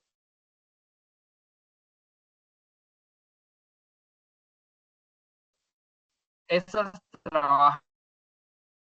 Estas actúan rápido, bueno, la que es líquido actúa rápido, pero el efecto que tiene es más corto, versus la cal que es así en saco, ¿verdad? La que es en polvo, esta no actúa tan rápido, es bastante más lenta, ¿verdad? Incluso a veces a 2 meses se tiende a ver un poquito el efecto de la cal, pero el tiempo que dura trabajando esa cal es mucho mayor que el tiempo que dura trabajando la cal que es líquida, ¿verdad? Esa es la diferencia entre esas dos. Y el encalado, cualquiera que sea líquido o este que es en polvo, funciona para esto, para disminuir la acidez de los suelos y hacer un poquito más disponibles los nutrientes que están ahí, ¿verdad? Entonces, esa es otra cuestión que muchas veces a uno le preguntan, ¿verdad? El momento en el que uno puede encalar, ¿verdad? Sí. Importantísimo, el encalado y la fertilización. Son dos cosas que no se llevan entre sí. No, es un terrible error hacerlo junto. No se puede, eso no se debe hacer. Porque, bueno, eso no lo expliqué antes y se me olvidó. Existen entre los elementos químicos, ¿verdad? Entonces, cursos de química uno normalmente previo para entender todas esas cosas, pero yo lo explico un poco de forma general. Entre elementos es como dos chiquitos, ¿verdad? Puede que se lleven muy bien o puede que se lleven de pelea, ¿verdad? Entonces, de todos los elementos hay, ¿verdad? Eso se llama sinergismo o antagonismo. Sinergismo es cuando un elemento potencia a otro. Antagonismo es cuando un elemento más bien repele al otro, ¿verdad? Entonces resulta que el calcio tiende a ser muy... Entonces forma tal sinergia que Se le sigue forma un... pegando. Hay que tirar. Déjenme ver qué será lo que está pasando.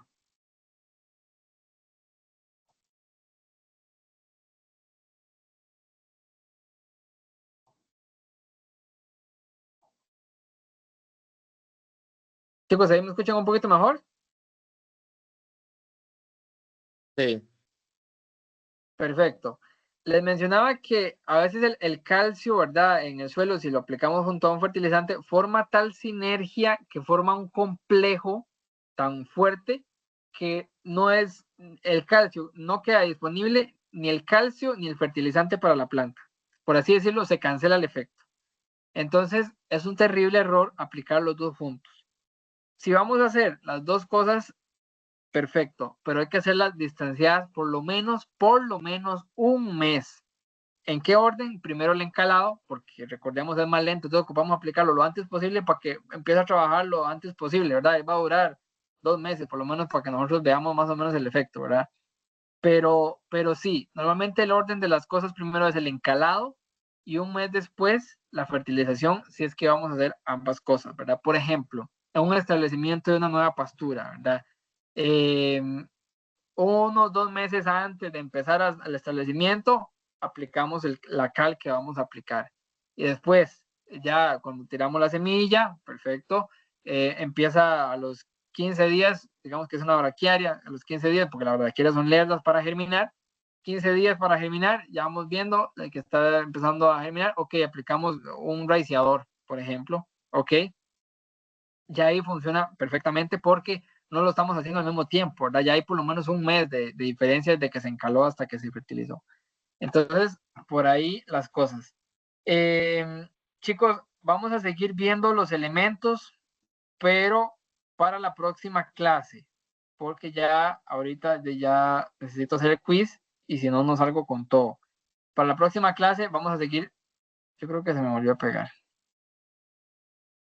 Ok, para la próxima clase vamos a seguir viendo los elementos, ¿verdad? Apenas hoy vimos el nitrógeno, vamos a seguir viendo los elementos y al final de que los veamos todos, ¿verdad? Tal vez en el nitrógeno me detuve mucho porque es uno de los elementos más importantes, ¿verdad? Pero posiblemente los demás vaya un poquito más fluido. Al final de ver los elementos a cada uno, vamos a ver el análisis de suelo para ahora sí entenderlo a base de la importancia de cada uno de los elementos y entendiendo ya cómo se toma la muestra y para qué nos puede servir, cómo interpretar el análisis de suelo, ¿verdad? Entonces, bueno, hasta aquí vamos a llegar con la clase, pero vamos a hacer el quizito. Entonces, chicos, les voy a pedir que por favor vayamos ingresando al Kahoot, a la aplicación Kahoot. Antes, bueno, no sé si alguien tenga alguna consulta, alguna pregunta de todo lo que hemos mencionado, antes de tal vez empezar con lo del quiz.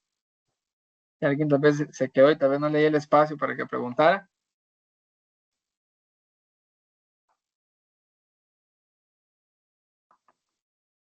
Ok, no, entonces bueno, vamos a continuar con el quiz.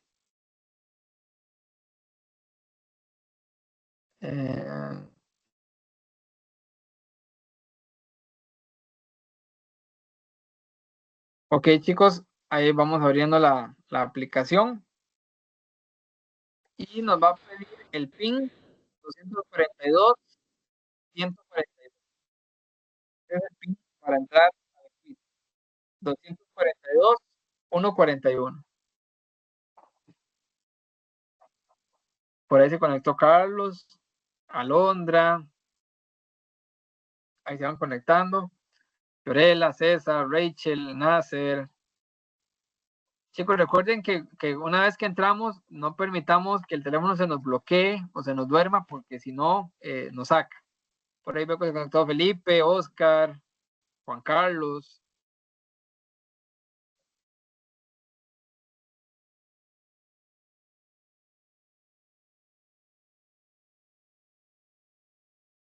Donovan, Yadir.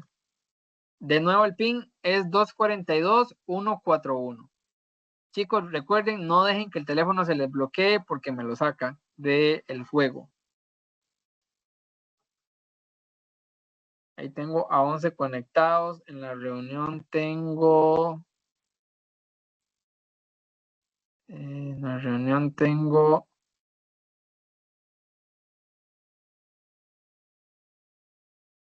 Tengo 16. Falta bastante gente conectarse todavía. Ahí se conectó Gustavo. El PIN nuevamente 242 141. No sé si falta alguien más de conectarse. Damos un chancecito más. Por si alguien más falta conectarse. El PIN es 242 141. Ahí se conectó Carlos. El PIN es 242 141. A la 1. 242, 141 a las 2. Y si no, vamos a empezar.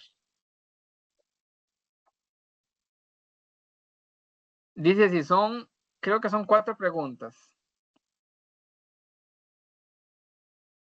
Dice la primera de falso o verdadero. ¿Es correcto una muestra de suelo para fertilidad tomada en un solo punto sin submuestras? ¿En rojo falso o en azul verdadero?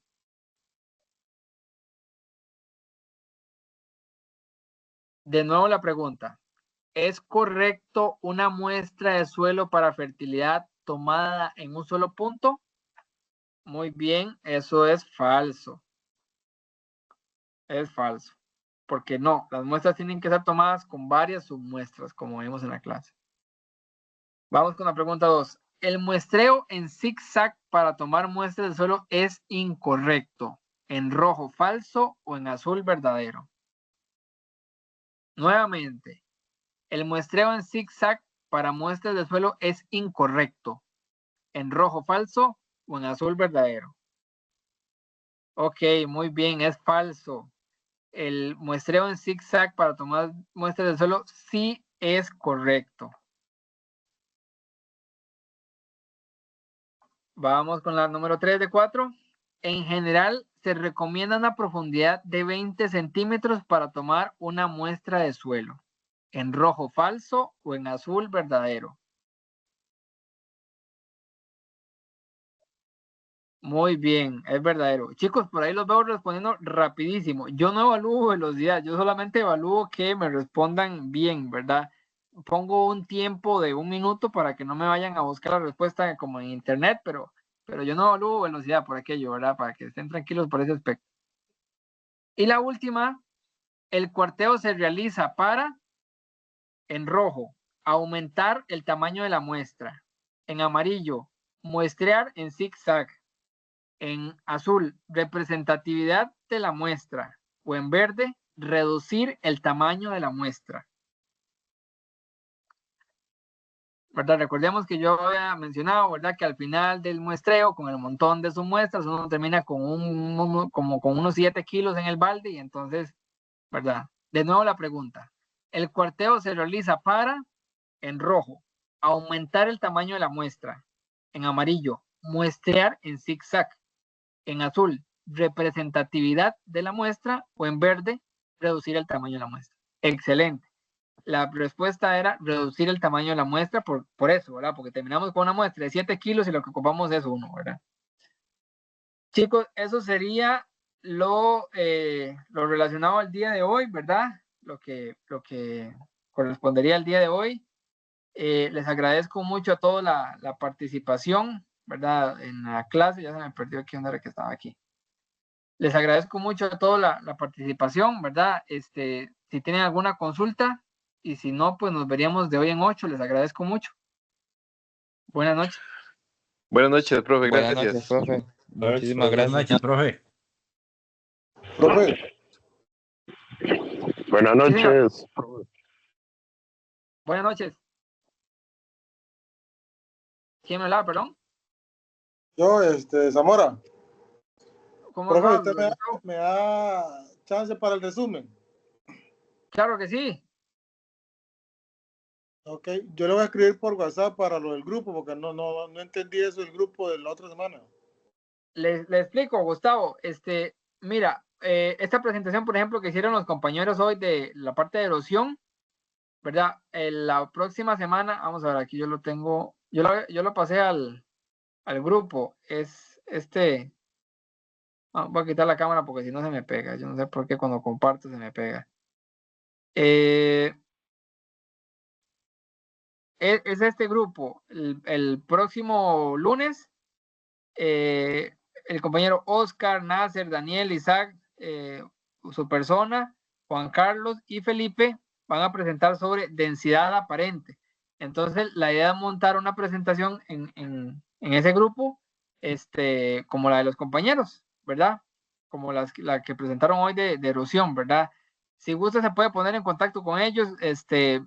Voy a, yo al grupo pasé el pantallazo digamos, con los números para que se puedan contactar. Yo no sé si se los paso nuevamente, Gustavo, si no, con mucho gusto. Listo, profesor, buenas noches. Yo no Buenas tengo noches, ningún, Carlos. Me yo decías, no tengo Gustavo. ningún número. Ya, ok. Mira, si quiere, vamos a ver. Vamos a ver.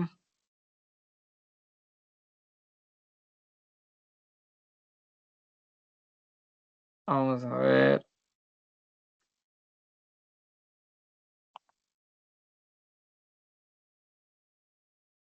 ¿Usted está en el grupo de los lunes, Gustavo? En teoría sí. Ok, por ahí la semana pasada, el jueves de la semana pasada, perdón, el jueves no, el martes de la semana pasada, pasaron los chicos, específicamente Pamela, pasó ahí el enlace a un grupo que hicieron ellos de densidad aparente. Entonces, si gusta, le da ahí como a unirse. Yo no sé si usted puede verlo ahí. Si no, voy a compartírselo acá un toquecito. De la semana pasada.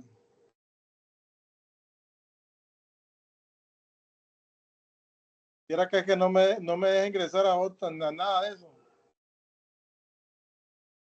No, pero es a través de WhatsApp. Ve, ahí se lo acabo de pasar. Fíjese a ver si lo puede abrir. Ah, ok. Ese es el grupo de trabajo. Si gusta, háblese con ellos para coordinar la presentación de la próxima semana. Ok, perfecto. Ya me hablo Listo, con ellos. Perfecto, y cualquier cosa quedo atento ahí, Gustavo. Perfecto, muchas gracias. Yo voy a hacer el resumen y te lo paso en el transcurso de la semana. Porque con esto de que tuve problemas con eso. Claro, no se preocupe. Ahí nos vamos acomodando, Gustavo, no se preocupe. Perfecto, profe, gracias. Con todo gusto, buenas noches.